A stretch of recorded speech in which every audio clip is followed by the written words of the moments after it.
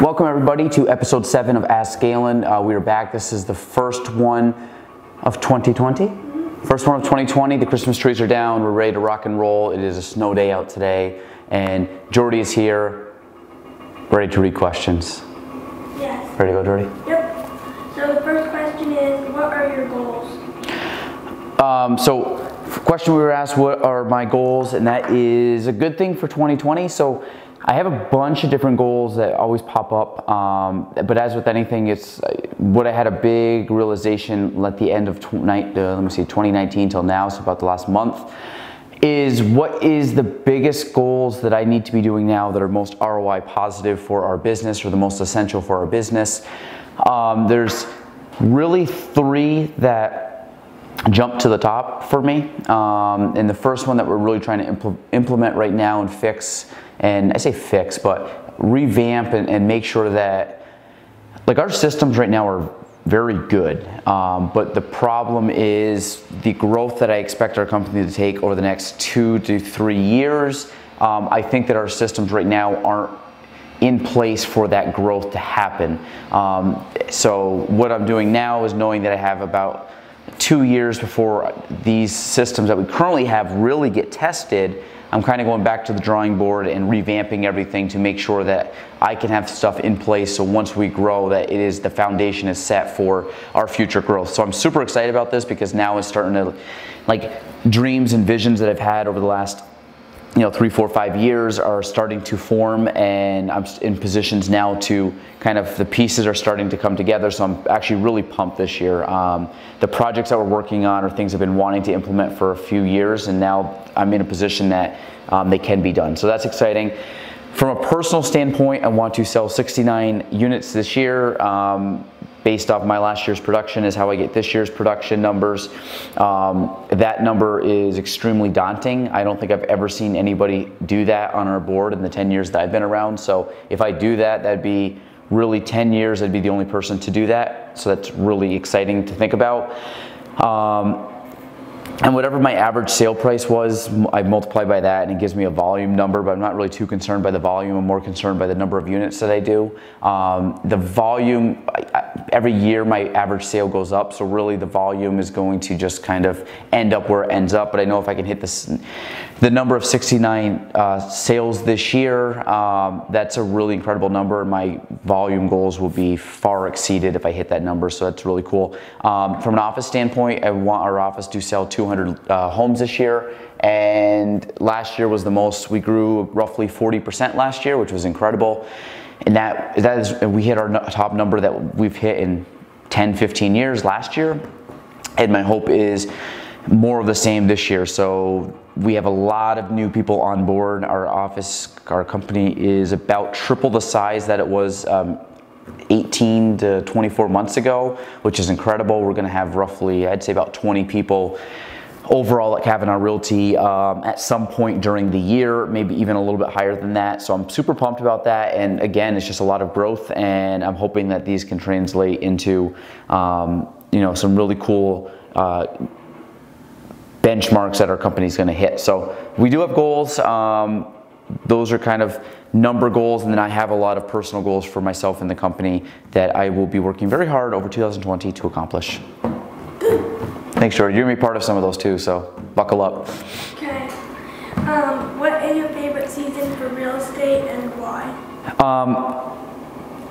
Oddly enough, my favorite season for real estate, which is my opposite favorite season of the year, is winter. For a couple reasons. I love spring because it really, you get into like just the day-to-day like grind of real estate really happens. From a showing and listing standpoint, same thing with the summer.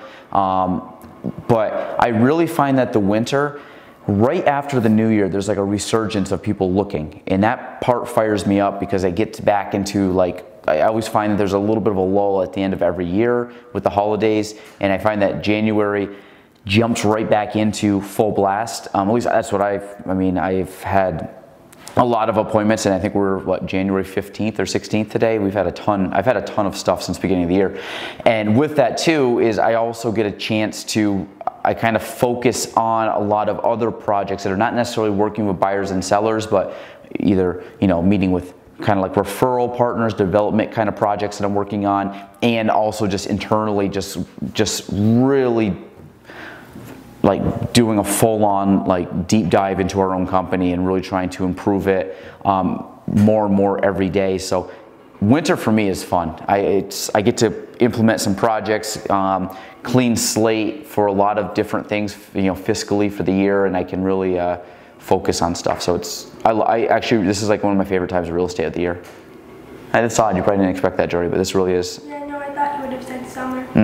I love summer, but I like summer for different reasons, but this part is like the odd part of the year that I find that I can get very like internally like in myself and figure out a lot of projects and figure out a lot of things and do setting up a lot of stuff for that crazy time of the year.